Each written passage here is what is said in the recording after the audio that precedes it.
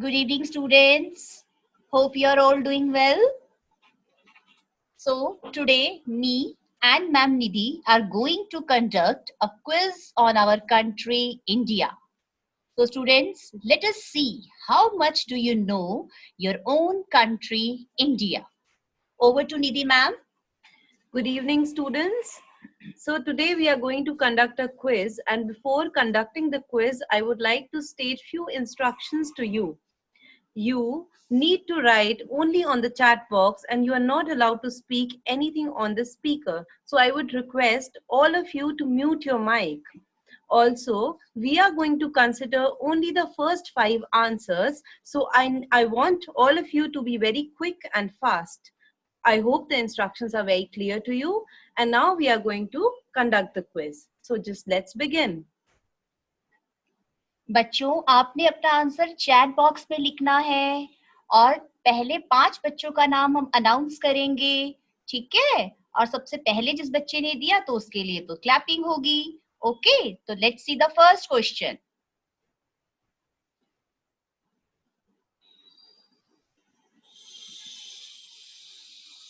Okay, children. So the first question is in front of you. I am an Indian economist, politician, and social reformer who fought against social discrimination towards the untouchables. I fought for Dalit rights and was against the caste-based discrimination. Very good, बच्चों. Very good, very good. Yes, सबसे पहले देखते हैं answer. अब Nidhi ma'am answer बताएंगी. Okay, बहुत सारे बच्चों ने हमें आंसर दिया है and it's so good to see that. And now I am going to tell you the correct answer. The correct answer is ये नजर आ रहा है इसको बंद करो, ध्यान से करो इसको.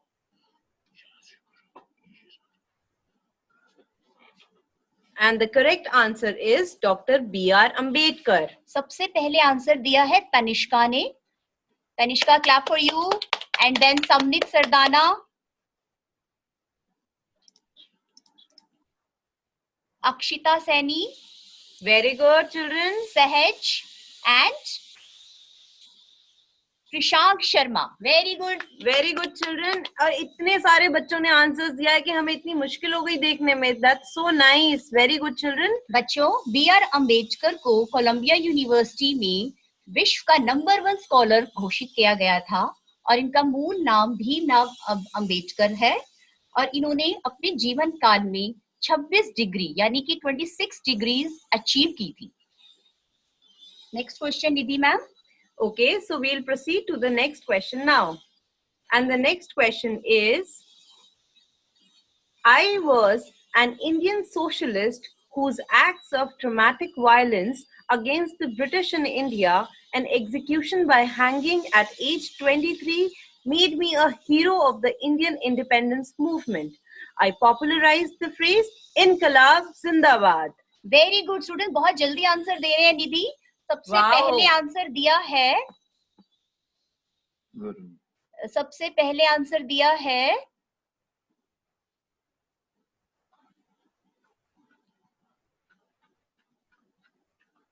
बहुत जल्दी दे रहे हैं. Very good students. Kumar Gaurav ने Shaheed Bhagat Singh. Very good. Very good, children. And then दिया है Janvi Dalal. Very good.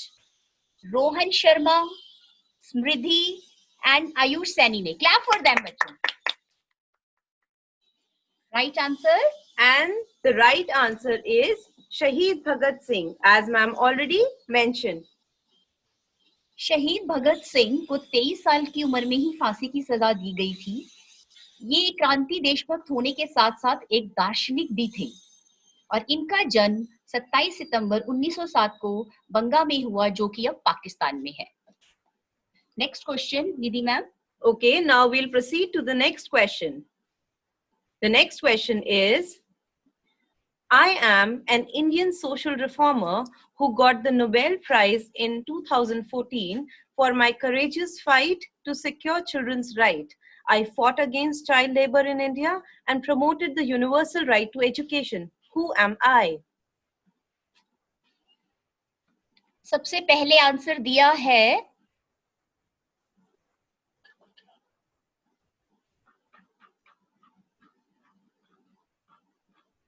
Wow, very very good good students, children. Nagansh ने, clap for Nagansh, well done. फिर है Mansi Pandey, Ayush Saini, Vidhi Marwal and Yash Shubha. Clap for this students, very well done, very fast. Very quick children, that's so nice. बच्चों, कैलाश सत्यार्थी एक भारतीय बाल अधिकारी कार्यकर्ता थे और उन्होंने बाल श्रम के विरुद्ध उन्होंने आंदोलन किया है। उन्होंने 1983 में बाल श्रम के खिलाफ बचपन बचाओ आंदोलन की स्थापना की। तो clap for all the students. This clapping is also for the students who are answering late. It's okay, at least you are aware about it. That's so good to see. So now we are going to proceed to the next question. The next question is, I am a very well-known anti-corruption fighter of the country and an Indian social activist who led movements to find out and punish corruption in public life. I am also famous for Maun Vrat and hunger strikes. Who am I? Yes, बहुत सारे बच्चे answer दे रहे हैं निधि। देखते हैं Wow. कौन सही answer देगा। वेरी गुड, वेरी फास्ट दे रहे हैं बच्चे आंसर्स। शाबाश। राइट आंसर क्या है निधि, बताइए इन्हें। हाँ जी, राइट आंसर है अन्ना हजारे। और सबसे पहले आंसर दिया है शब्दवीर सिंह ने। इससे पहले दिया है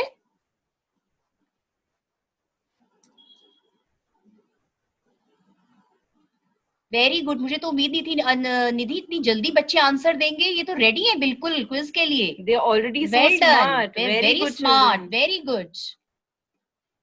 It's good to see that you already know your country so well, children. It's very impressive. सबसे पहले आंसर दिया है कुमार गौरव ने। Clap for him. Very good, फिर Kumar है Gaurav. Saryu and then Shruti, Nagansh and then Navya. Clap for all of them. Janvi, very good. Very good, children. Yes. Also, those who don't know the answer, I hope that you are learning at the same time. It's okay if you don't know, but you can learn it. अन्ना ने करीब 15 साल तक भारतीय सेना में अपनी सेवाएं दी और उन्होंने भ्रष्टाचार के खिलाफ आवाज बुलंद की।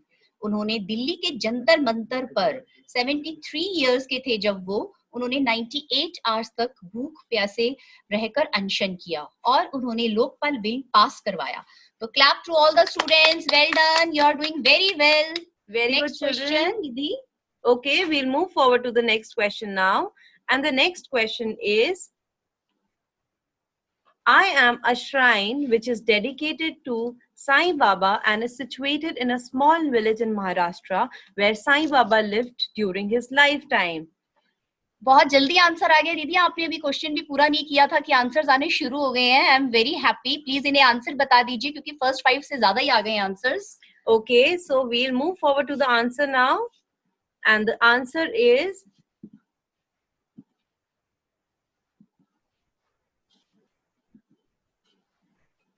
Sai Dham Temple, Shirdi. Shirdi, very good. तो सबसे पहले आंसर दिया है इसका। बहुत जल्दी आंसर आ रहे हैं। Very good students, you are so superb, that's very good.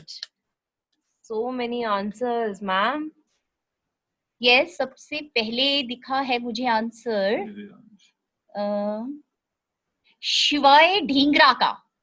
उससे पहले Ayush Saini. Very good Ayush Saini, you are the first. Then Shivay Dhingra, then Saryu, then Kumar Gaurav, and then Vidhi Marwal. So many, the list is so long. Very good, well done all of you. Good children. Yes बच्चों, साईं बाबा एक युवा फकीर के रूप में सबसे पहले शिरडी आए और फिर जीवन भर वहीं रहे। कहते हैं जो एक बार शिरडी धाम होकर आता है उसका जीवन सफल हो जाता है। Now we are moving to the next question. Okay, so the next question is, I am a temple in Mumbai dedicated to Lord Ganesha and I am visited by a large number of people from across India and the world. I am one of the richest temples in India. Okay, so who am I? निधि, आपको जानकर हैरानी होगी, question पूरा नहीं हुआ था और answers आने शुरू हो गए। Very well done, well done. Wow, that's so nice. That's so nice. आप आंसर बता ही दीजिए इनको अब, so that I can announce. Okay, So the correct answer is Siddhi Vinayak Temple. Saryu, clap for Saryu. सबसे पहले आंसर दिया है. Then शिवाय Dhingra, then Navya, then Awanish and मानविक. The list is so long. Lavanya, Mitali, well done. Well done, all of you children. Very good. बच्चों, सिद्धि विनायक मंदिर मुंबई में एक प्रसिद्ध गणेश मंदिर है. गणेश जी की जिन प्रतिमाओं की सूंड दाईं ओर मुड़ी होती है, यानी कि राइट साइड, वे सिद्ध पीठ से जुड़ी होती हैं और उनके मंदिर सिद्धि विनायक मंदिर कहलाते हैं. चल, मजा आ रहा है बच्चों आप सबको. I hope you are doing very well. Let's move to the next question. Okay, children. So all set for the next question. The next question is, I am a Hindu temple dedicated to goddess, a form of Shakti in the Panchkula district of Haryana state in India. I am one of the well-known temples of North India involving 7 goddesses. So who am I? Yes, students, come on. Shabash. Very good, children. You are already giving answers. Yes, answers आने शुरू हो गए और ये list बहुत लंबी हो गई है. निधि, तो आप अनाउंस कर ही दीजिए आंसर. Okay, ma'am. ठीक है, मैं अनाउंस करती हूँ. And the answer is Mata Mansa Devi Temple. Yes, Saryu has given first. Very good, well done, Saryu. And the list is so long. बहुत सारे बच्चे आंसर्स दे रहे हैं. कंटिन्यूअसली आंसर्स आ रहे हैं हमें. Very good. शाबाश. Yes. बहुत अच्छे. शाबाश. बहुत लंबी होती जा रही है list. Oh my God. Oh my God. ये है नव्या, श्रुति Sharma, and then Ayush Saini, Shivoy Dhingra. Saryu is the first one to give the answer. Very good. Well done, all of you. Wow, Saryu, we can see that you are giving answers of all the questions. Parth. Very good. Vartika Rawat, Vidhi Marwal, and the list is so long. Very well done, students. आप सब मनसा देवी जरूर होकर आए होंगे. यहाँ पर देवी सती के सिर का हिस्सा गिरने से मनसा देवी शक्तिपीठ की स्थापना हुई और लोग लाखों की तादाद में दर्शन हेतु यहाँ आने लगे. कहते हैं यहाँ आकर माँ सबकी मनोकामनाएं पूर्ण करती है. और अब मूव करते हैं नेक्स्ट क्वेश्चन पर. Okay, children. So now we'll proceed to the next question. The next question is, I am a Muslim shrine and I am located on the islet in Mumbai. I am dedicated to a Muslim saint. So who am I? Yes, answers आने शुरू हो गए हैं. इस बार कुछ wrong भी आ रहे हैं answers. Let's see who will give the right answer. पूरा नाम लिखिए बच्चों. शाबाश. Very good. आंसर्स आ चुके हैं. यस, आप आंसर बता दीजिए Nidhi. What is the right answer? Okay, so I'll tell you the right answer now. Haji Ali Dargah is the right answer. And सबसे पहले आंसर दिया है, और नीचे करिए. हाँ जी, सबसे पहले लेट मी सी.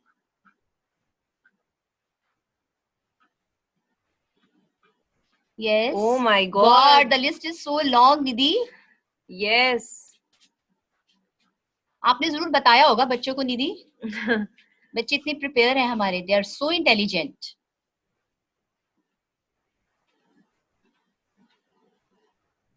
Akshita Saini. Very good, Akshita. Yes, Saryu. सबसे पहले सरयू ने दिया है. And then Shivoy Dhingra, then Nagansh. Okay, Nagansh का आंसर रॉन्ग है. राइट. देखते हैं आगे किसने सही आंसर दिया है. चलिए. हाजी अली दरगाह किसने आंसर ठीक दिया है? Ghananshi. And then Akshita Saini is right. Shruti Sharma. Well done students. बच्चों, ये हाजी अली जो दरगाह है ये मुंबई में वर्ली तट के निकट एक छोटे से टापू पर स्थित है और इसे सैयद पीर हाजी अली शाह बुखारी की याद में 1431 में बनाया गया. आप जब भी लॉकडाउन खुलेगा आप मुंबई जरूर जाइए और यहाँ पर होकर आइए. Good children, very good. So Next, now move we are to the going next. to proceed to the next question. So the next question is, I am a prominent place of importance for devotees. I am one of the pilgrimage sites in India and I am also well known for the Rath Yatra. So who am I? Yes, students. Very good answers, आपने पूरा नहीं किया, question answer आने शुरू हो गए निधि। Yeah. Very well done, the list is so long, very good. तो आप आंसर बता दीजिए निधि ने। जी मैं आंसर बताती हूँ बच्चों, पूरा नाम भी लिखना है। You have to write the full name. I will consider the full name. Okay, so I am going to tell the right answer now. The answer is Sri Jagannath Temple. And the first पूरा answer दिया है श्रुति शर्मा ने, Jagannathpuri. Very well done. Very good Shruti. और बताइए, देखते हैं और किस किस ने सही पूरा आंसर दिया है, full answer.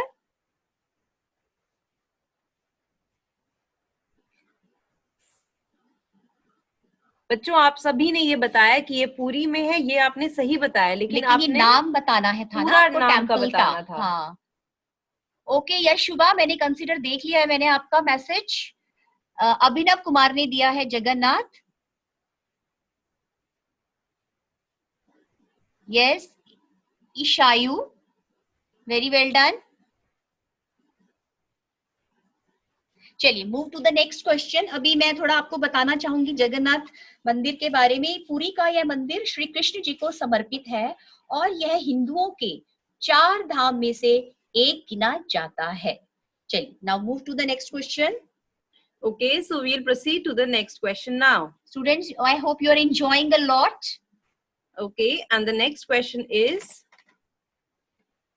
I am known as the Iron Man of India, and a memorial of me, the Statue of Unity, which is 182 feet high and is built on the river island known Sadhupet near Vadodara. Who am I? अभी recently ही हमारे प्रधानमंत्री श्री नरेंद्र मोदी जी ने इनकी statue का inauguration किया है। Yes answers आने शुरू हो गए हैं। यस बता दें मैम क्या आप सही आंसर? हाँ अब काफी आ रहे हैं, काफी आ रहे हैं। दे आर सो फास्ट नदी, they are faster than you. Oh wow. So चलो let's see what is the right answer. So the right answer is Sardar Vallabh भाई पटेल। और सबसे पहले आंसर दिया है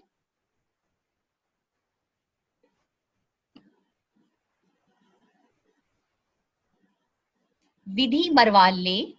वेरी गुड विधि। पूरा नाम लिखिएगा बच्चे। And Navya, very well done Navya. Rohan Sharma, very well done. Aarav and Vartika. The list is so long. Clap for all the students and all the participants. They are so fast. Very well done. Children, those of you don't know about it, I hope you are learning also in the process. Okay?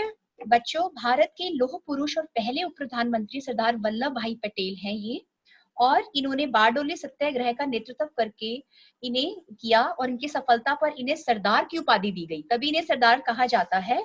और इन्हें आपको पता है लौह पुरुष क्यों बोला जाता है? क्योंकि इन्होंने भारत का एकीकरण किया और उनके इस महान योगदान के लिए इन्हें लौह पुरुष कहा जाता है। Clap for everyone.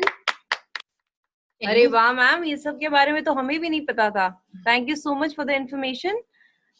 चलो बच्चों, Nidhi you welcome. Okay, now we'll proceed to the next question. And the next question is, I am a 13th century temple located in Odisha, known for my impressive Kalinga architecture that includes a painting of a 100 feet high chariot being pulled by horses and wheels marked out of a single stone. I portray the eye-catching chariot of the sun god. So who am I?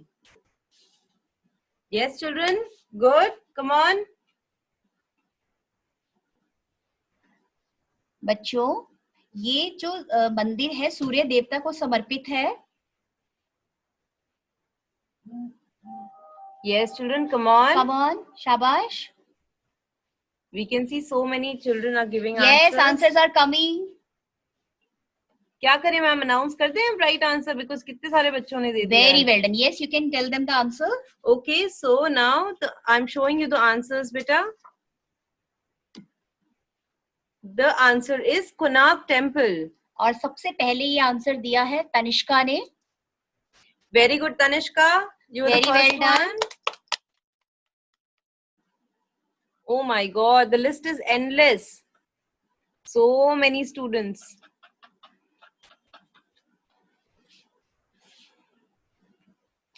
And the others are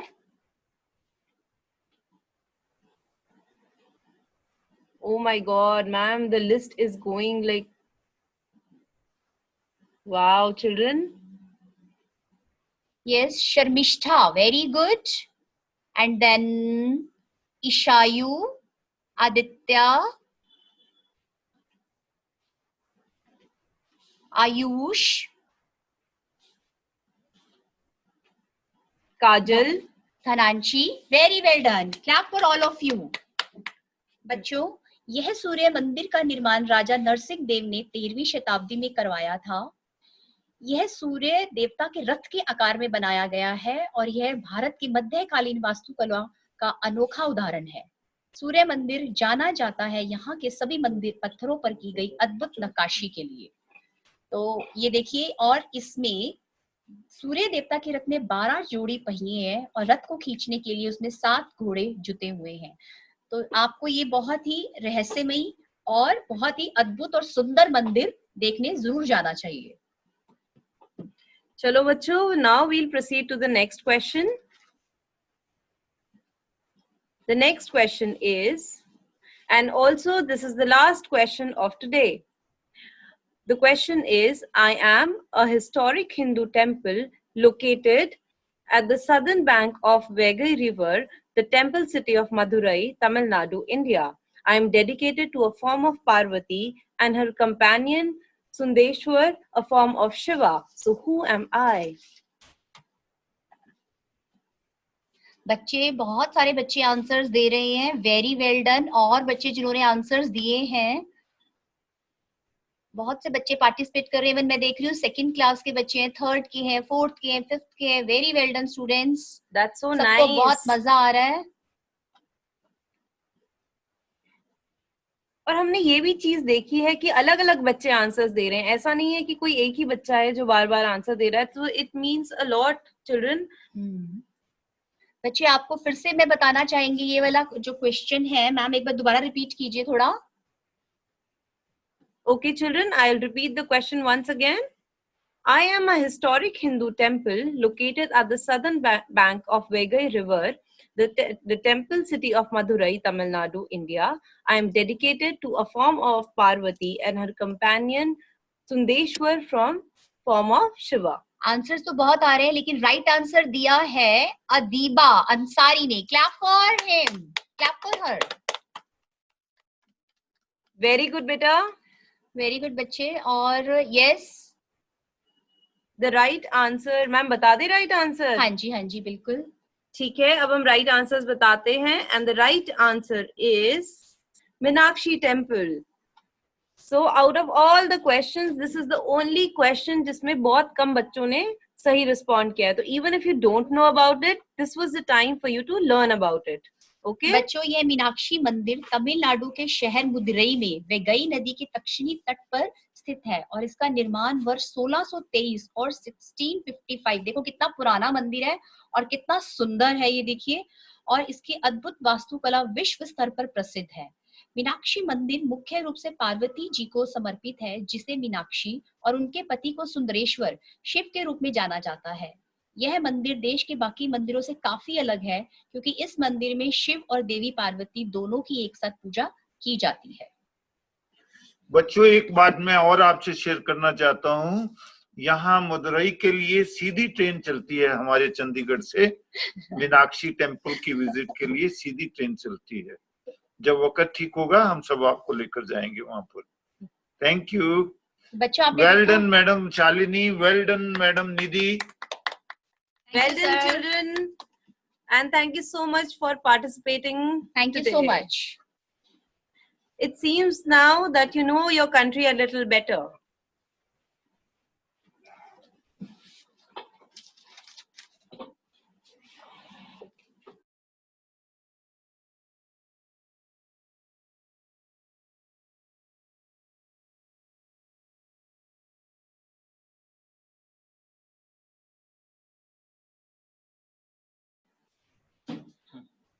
dear children, आपकी turn over हो गई। अब आप लोग अपने parents को बिठाएं। Parents please, ये जो पेरेंटिंग टिप्स हैं वी विल लाइक दैट कि ये सिर्फ पेरेंट्स के लिए है, ये नेक्स्ट जो है हमारा प्लान सिर्फ पेरेंट्स के लिए है। अगर कोई बच्चा इंडिविजुअली बैठा है तो ये पेरेंटिंग उसके लिए नहीं है, वो जरूर अपना बंद कर दे मोबाइल या लैपटॉप और सिर्फ पेरेंट्स अब इसको अटेंड करें। सो डियर पेरेंट्स, आपने देखा जो इससे पहले हमारा सेशन था लास्ट संडे, उसमें हमने स्टार्ट किया था ये पेरेंटिंग टिप्स, और इसमें कई स्लाइड्स हमने आपसे शेयर की। अगर आपने वो प्रोग्राम मिस किया है तो आपके पास वेबसाइट में जाकर जहां भी आपके EHV रिकॉर्डिंग्स हैं उसमें आप वो देख सकते हैं। So let us proceed. Parenting need of an hour. आज का सीन आपसे शेयर करते हैं, किस तरीके का सीन है, कैसे हमारे बच्चे आज के बिहेव करते हैं।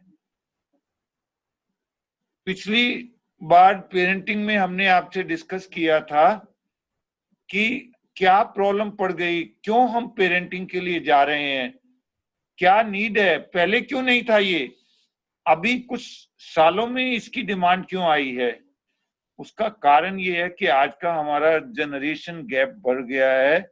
आज के बच्चे अपने आप को पेरेंट्स से अलग रखते हैं। They are not so combining with that, अपनी बातें नहीं शेयर करते। जब बचपन में वो अपनी बात करना चाहते हैं तो पेरेंट्स के पास उनकी बात सुनने का टाइम नहीं होता, और जब वो थोड़ा बड़े हो जाते हैं तो बच्चों के पास आपकी बात सुनने का टाइम नहीं होता।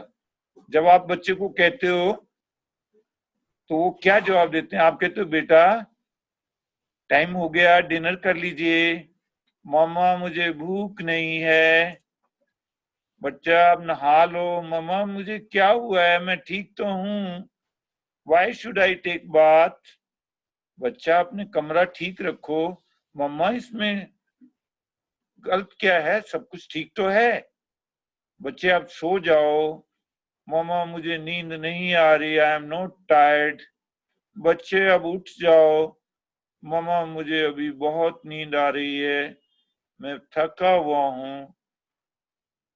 क्यों फाइट कर रहे हैं, मामा मैं फाइट नहीं कर रहा, ये तो ये कर रहा है। आपको अपने ब्रदर सिस्टर से एक दूसरे के ऊपर वो करते हैं बच्चों की, हु डिड दिस, ये किसने किया, आप पूछते हैं, मैंने नहीं, मुझे नहीं पता।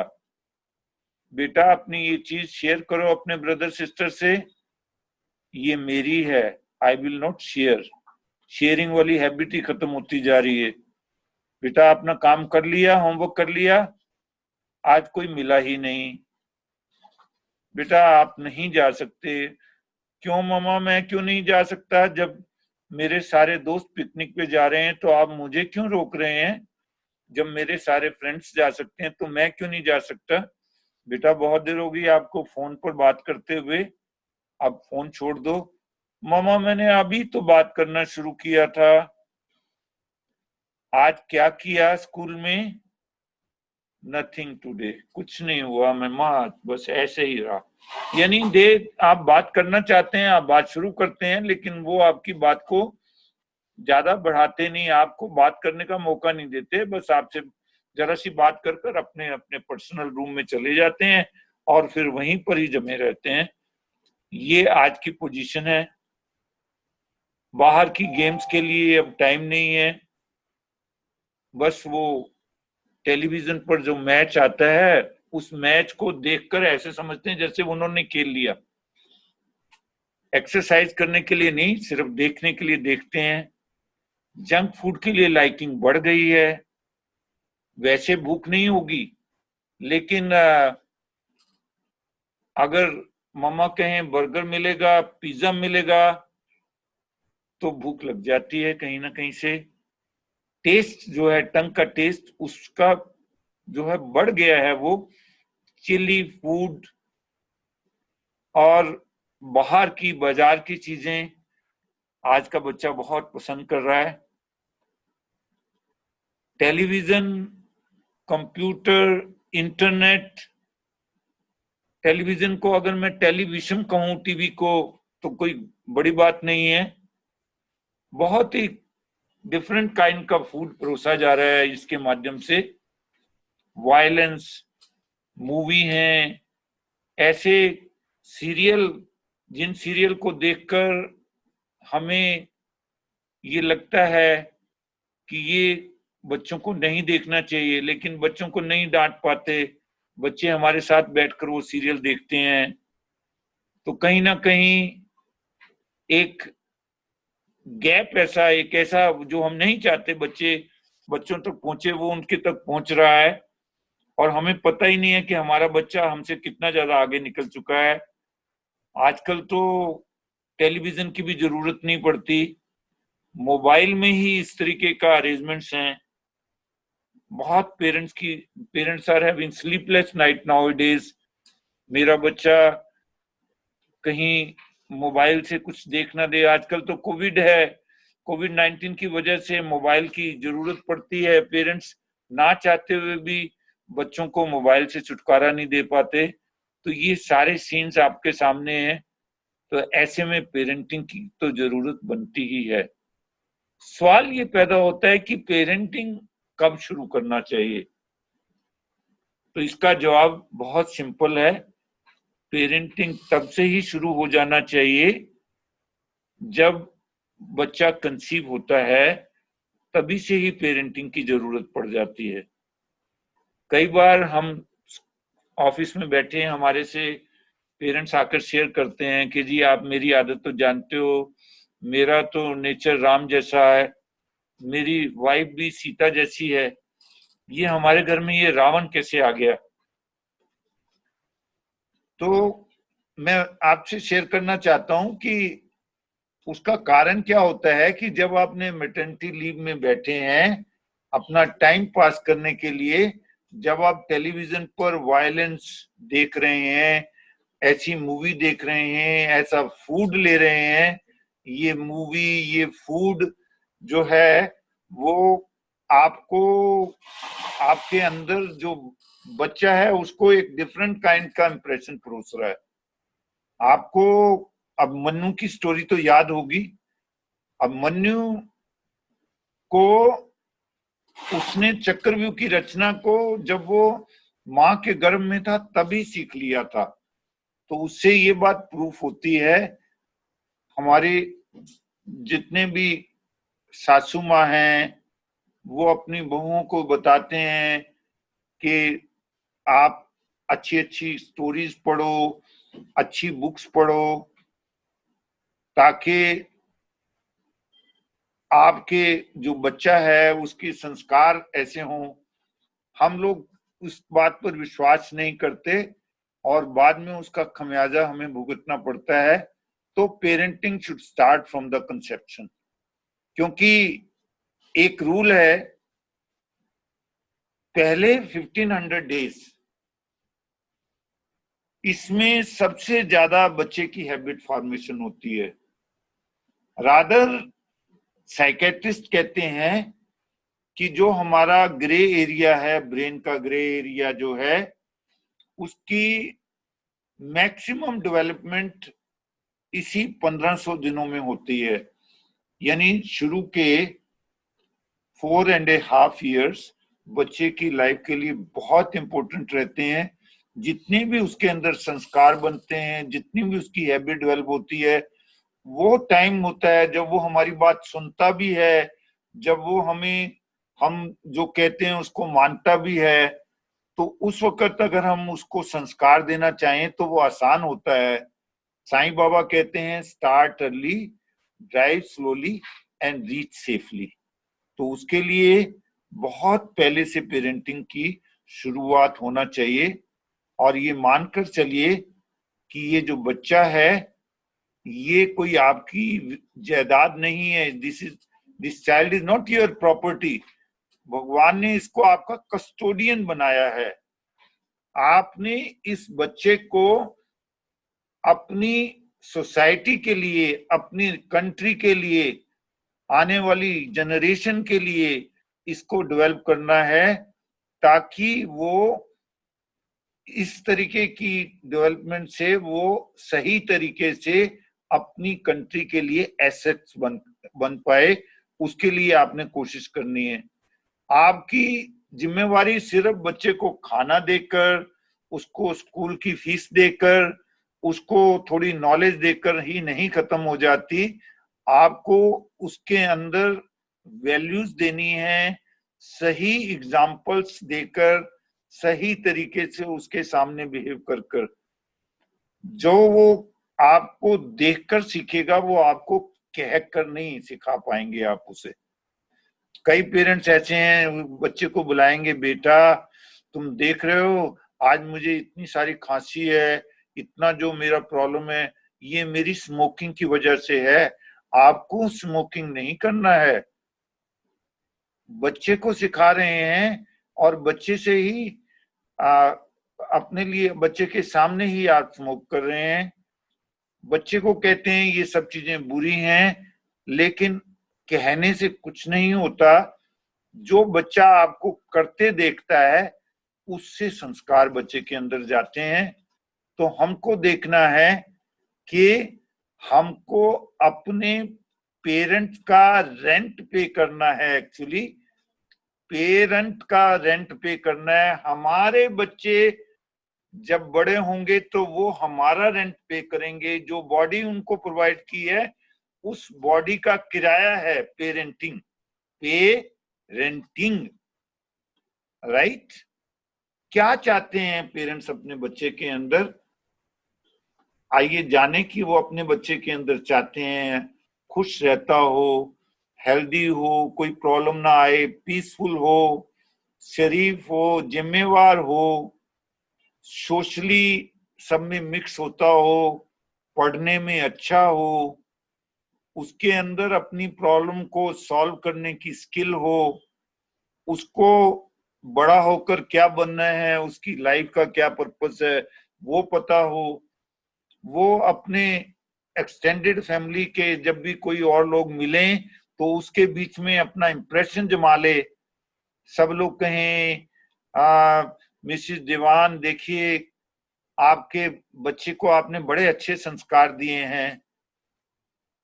तो ये जरूरी है कि लोग आपके बच्चे की आपके सामने तारीफ करें। जब कोई आपके बच्चे की आपके सामने तारीफ करता है तो आपका सीना फूल जाता है, आपका खून बढ़ जाता है।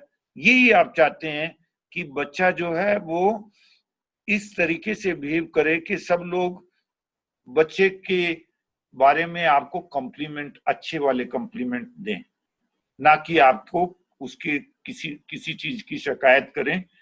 क्या क्या ड्यूटी है, अगर आप चाहते हैं ऐसा करना तो उसके लिए आपको क्या क्या करना पड़ेगा? उसको नेगेटिव फोर्सेस, जितनी भी नेगेटिव फोर्सेस आपके आसपास हैं उनसे प्रोटेक्ट करें, उनसे बचा कर रखने की कोशिश करें। कोई भी ऐसी चीज अगर उसको नजर आती है, मान लीजिए टेलीविजन पर कोई नेगेटिविटी परोसी जा रही है, उससे बचाने की कोशिश करें। आप हर हाल में उसके साथ अफेक्शन रखें। ये ना हो कि वो अफेक्शन जो है वो कंडीशनली हो, ये कर दिया तो ठीक, नहीं तो नहीं। दोनों चीजों के बीच में अंतर है।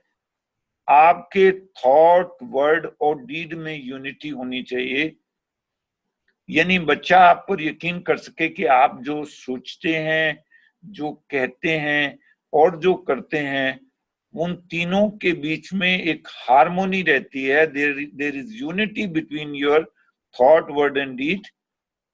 आप उसको आगे बढ़ने में हेल्प करें। ये ना हो कि अगर बच्चा मान लीजिए आपके लॉन मूवर से घास काटना चाहे, आप उसको कहें तुम नहीं है कर सकते, छोड़ दो इसको।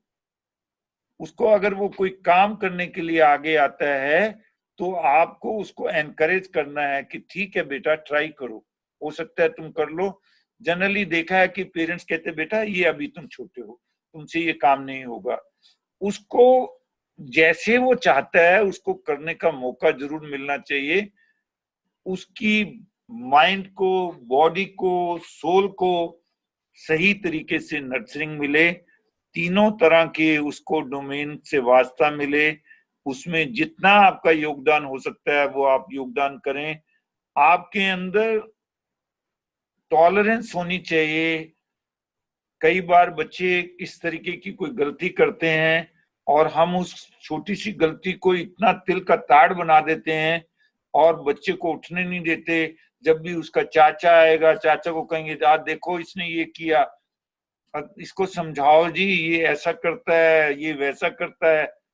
टॉलरेट करना चाहिए, अपना समय याद करना चाहिए कि आप अपने समय में क्या करते थे, और उसके अंदर काम, क्रोध, लोभ, मोह, अहंकार, ये इस तरीके के वाइसेस को आप उससे दूर कर सकें। बच्चा आपसे क्या चाहता है ये कभी आपने सोचा? हमने सोचा। हमने एक बार अपने स्कूल के 9th क्लास के बच्चों को कहा, बेटा आपने अपने नाम नहीं लिखने हैं, लेकिन आप लिख कर दो, हम पेरेंटिंग का सेशन करने लगे हैं, आप लिख कर दो कि आपको अपने पेरेंट्स से क्या चाहिए। पेरेंट्स को आपसे जो चाहिए ठीक है, पर आपको भी तो अपने पेरेंट्स से कुछ चाहिए होगा। आप हैरान होंगे इस तरीके के लेटर्स लिखे, क्योंकि हमने उनको ये कह दिया था कि इसमें आप अपने नाम नहीं लिखेंगे, ये एक लेटर ऐसा होगा जिसमें जो कॉन्फिडेंशियल रखी जाएगी। हम जानना चाह रहे थे कि वो अपने पेरेंट्स को क्या समझते हैं। मुझे बहुत कहते हुए तकलीफ हो रही है कि उनके रिलेशनशिप अपने पेरेंट्स के साथ, मैक्सिमम बच्चों के रिलेशनशिप अच्छे नहीं थे। जो वो लेटर थे उनमें से मैं 2 एक्सट्रीम आपसे शेयर करना चाहता हूँ। पहली एक्सट्रीम थी कि एक बच्चे ने ये कहा कि अगर मुझे भगवान फिर से जन्म दे और इसी परिवार में जन्म दे जिस परिवार में मैं आज हूं, तो मैं भगवान से विनती करूंगा मुझे इस घर का बच्चा ना बनाकर इस घर का कुत्ता बनाए, क्योंकि जितना प्यार मेरे घर वाले हमारे घर के कुत्ते से करते हैं उसके मुकाबले में मुझे तो कोई पूछता ही नहीं है।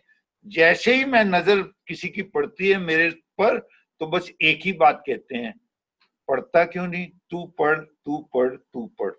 और उनको कुछ नहीं आता, उनको ना मेरी इमोशंस की परवाह है, ना मेरे अंदर क्या चल रहा है उसकी परवाह है।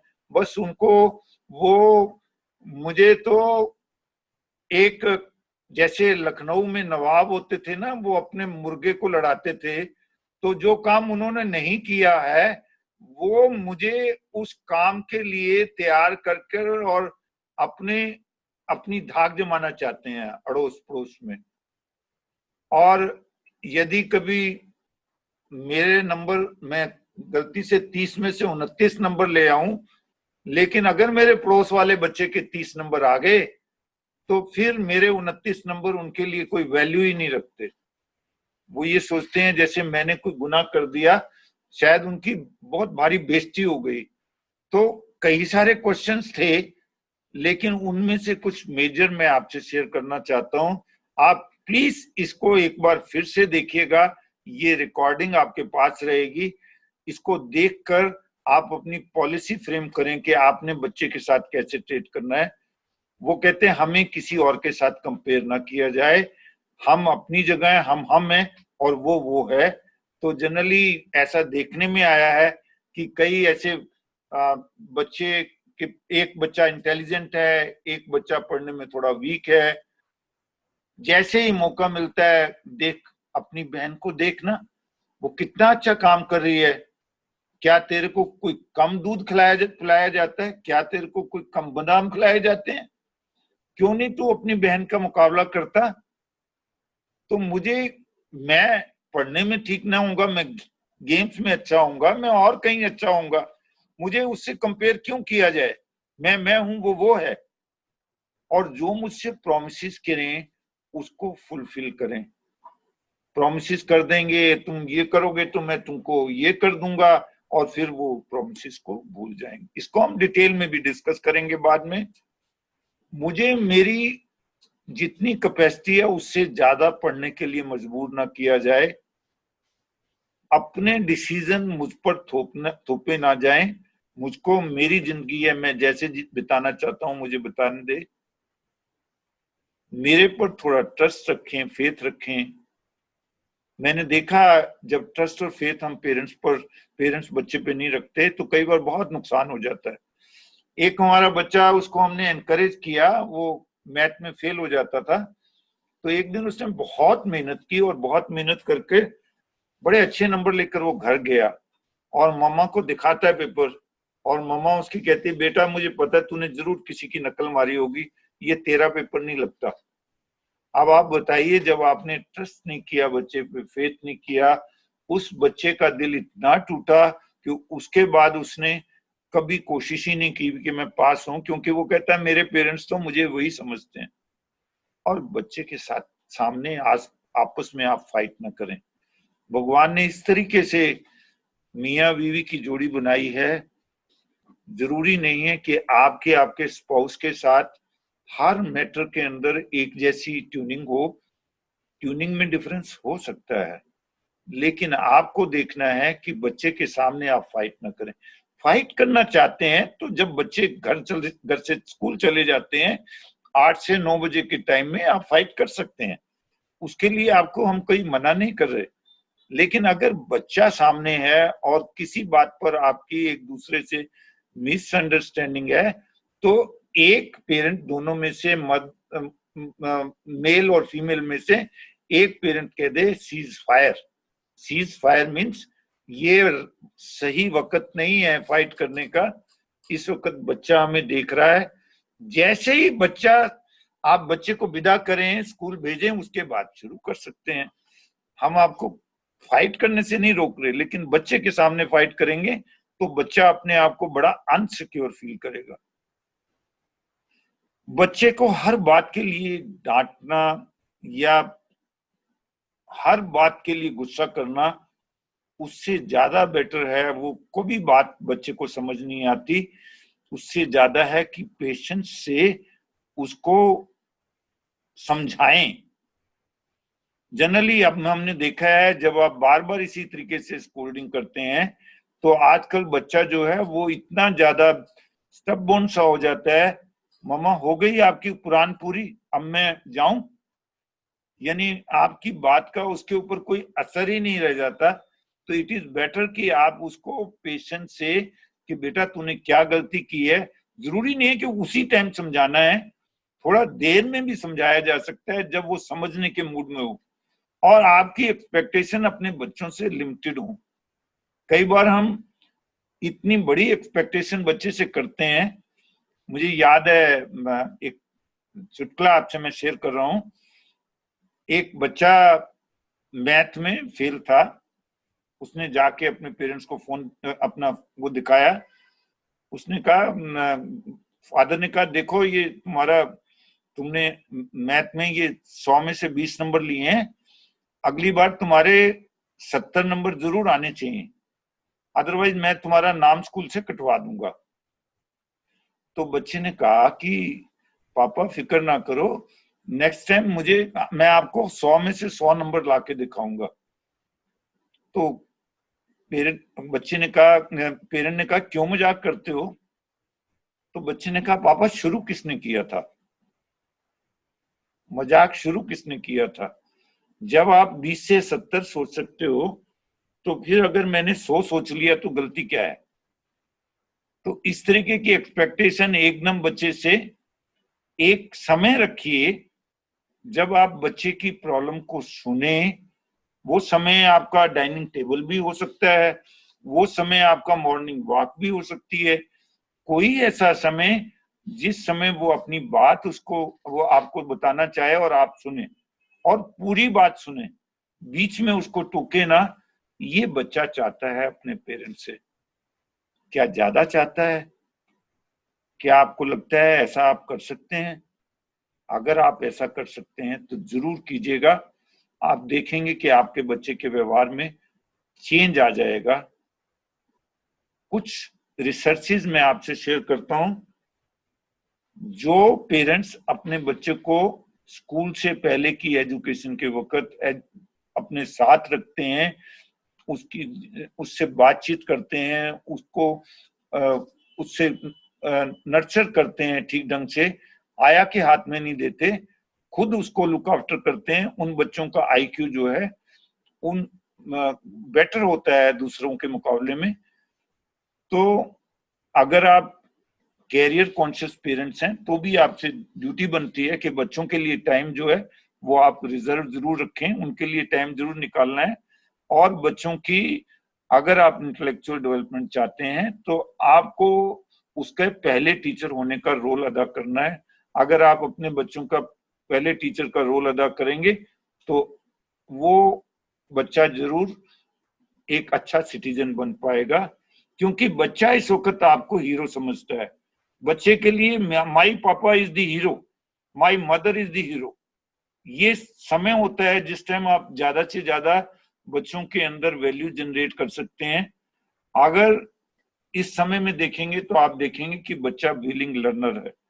सो डियर पेरेंट्स, पीपीटी बहुत बड़ी है पर समय इजाजत नहीं दे रहा, क्योंकि आपसे हमने वादा किया कि ये सेशन हम 1 घंटे का ही रखेंगे, तो इसलिए हमें इजाजत दीजिए। और कोई भी आपका क्वेश्चन हो तो ये वेबसाइट के ऊपर आप करें। कोई भी किसी किस्म की आपकी काउंसलिंग हो, हमारे पास काउंसलर है, अभी आपसे मैडम निधि हमारे पास काउंसलर हैं, आप उनसे बात कर सकते हैं। आपको किसी भी तरीके की सॉल्यूशन चाहिए, जरूरी नहीं कि हम दे पाएंगे पर हम कोशिश जरूर करेंगे। और आज के संदर्भ में जब बच्चे इस तरीके से लॉकडाउन पीरियड में अंदर बैठे हैं तो कई तरह के कई बच्चों के अंदर चेंजेस देख रहे होंगे आप। कई बच्चे बड़े डिप्रेशन में आ चुके होंगे, कई बच्चों को लग रहा होगा टेलीविजन से देख देख कर बार बार क्या होने वाला है, पता नहीं मैं क्यों पढ़ूं, पता नहीं आगे पढ़ाई होगी कि नहीं होगी, पता नहीं ये दुनिया रहेगी कि नहीं रहेगी। इस तरीके की बातें बच्चा अभी आपसे कर रहा होगा। तो अपनी जो भी इस तरीके की प्रॉब्लम है उसको हमसे शेयर कीजिए ehvdcms@gmail.com पे। और आपसे रिक्वेस्ट है, इससे आगे की पेरेंटिंग सुबह आपसे डिस्कस करेंगे, और यदि आप समय दे सकें तो हमें भी अच्छा लगेगा और उम्मीद करते हैं आपको भी अच्छा लगेगा। Thank you very much, thank you for the day.